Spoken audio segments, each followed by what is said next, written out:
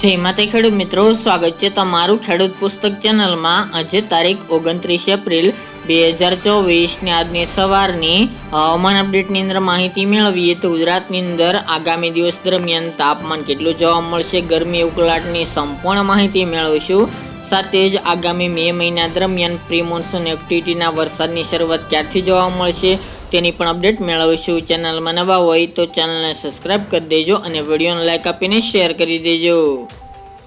ગુજરાતની અંદર 2 દિવસથી તાપમાનમાં થોડો વધારો જોવા મળી રહી છે। જ્યારે નોર્મલ સરેરાશ તાપમાન 40 ડિગ્રી આજુબાજુ મોટાભાગના વિસ્તારની અંદર ચાલી રહ્યું છે। તેની સાથે ઉકળાટ અને ગરમીનું પ્રમાણ પણ વધી રહ્યું છે। આજની વાત કરવા જઈએ તો ગઈકાલની જેમ આજે પણ મોટાભાગના વિસ્તારની અંદર 41-42 ડિગ્રી તાપમાન રહેવાની સંભાવના છે। જેમાં વડોદરા જિલ્લો, નડિયાદ, અમદાવાદ, ધોળકા, કપડવંજ, ગોધરા, લુણાવાડા, જે પંચમહાલ, અરવલ્લીના ભાગો છે, બોડેલી, છોટાઉદેપુર, રાજપીપળા, અમોદ, ભરૂચ, નર્મદા જેવા જિલ્લાની અંદર તાપમાનનો પારો 41-42 ડિગ્રી જોવા મળશે। ઉત્તરની અંદર હિંમતનગર, ખેડબ્રહ્મા, ઈડર છે, વડાલી છે, મહેસાણા, ડીસા જેવા વિસ્તારની અંદર પણ આજે પણ 41-42 ડિગ્રી તાપમાન ચાલે તેવી શક્યતાઓ દેખાઈ રહી છે। તેમજ કચ્છના વિસ્તારની અંદર 38 ડિગ્રી આજુબાજુ તાપમાન જોવા મળશે। સૌરાષ્ટ્રના જિલ્લાની વાત કરીએ તો ભાવનગર, જૂનાગઢ, પોરબંદર, દ્વારકા, રાજકોટ, હળવદ, સુરેન્દ્રનગર સહિતના બોટાદ સહિતના વિસ્તારની અંદર 36 થી લઈને 39-40 ડિગ્રી આજુબાજુ તાપમાન જોવા મળે તેવી સંભાવના છે। જ્યારે અમરેલી જેવા વિસ્તારની અંદર 40-41 ડિગ્રી તેમજ બોટાદના પણ અમુક વિસ્તારની અંદર 40-41 ડિગ્રી તાપમાન જોવા મળે તેવું અનુમાન દેખાઈ રહ્યું છે।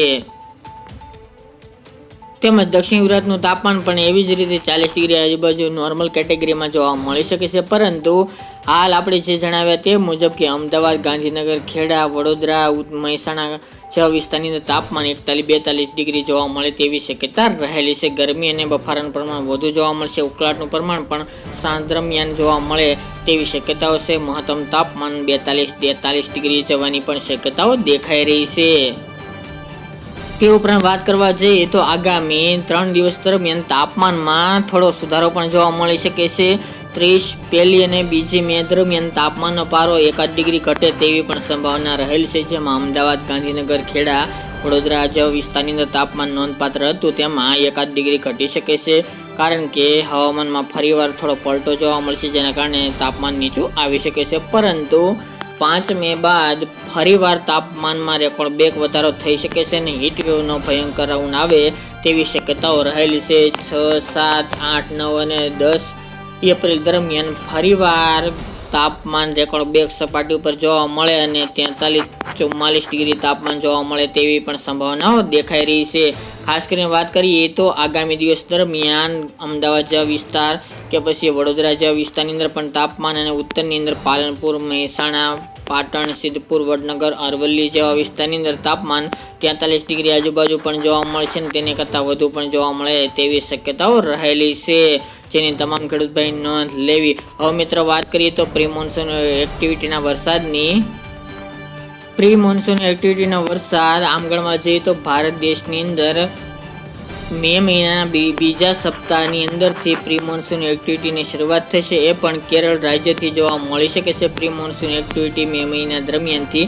ત્યારબાદ તે ધીરે ધીરે તેનો ભેજ ગુજરાતના દરિયાકાંઠા સુધી આવી શકે છે તેવી શક્યતાઓ છે અને બીજા સપ્તાહ દરમિયાન એટલે કે મે મહિનાના બીજા સપ્તાહની અંદર અરબી સમુદ્ર એક્ટિવેટ થઈ જશે, જેના કારણે ગુજરાતની અંદર વરસાદી ઝાપટા 7 તારીખ બાદથી જોવા મળે તેવી સંભાવનાઓ છે। અને આપણે પહેલાં જણાવ્યા તે મુજબ કે પ્રી મોન્સૂન એક્ટિવિટીના રાઉન્ડ 19 થી લઈને 20-21 મે દરમિયાન તેમજ 26 થી લઈને 30 મે દરમિયાન પણ પ્રી મોન્સૂન એક્ટિવિટીના વરસાદ જોવા મળે મે મહિના દરમિયાન તેવી સંભાવનાઓ દેખાઈ રહી છે, જેની તમામ ખેડૂત ભાઈ નોંધ લેવી।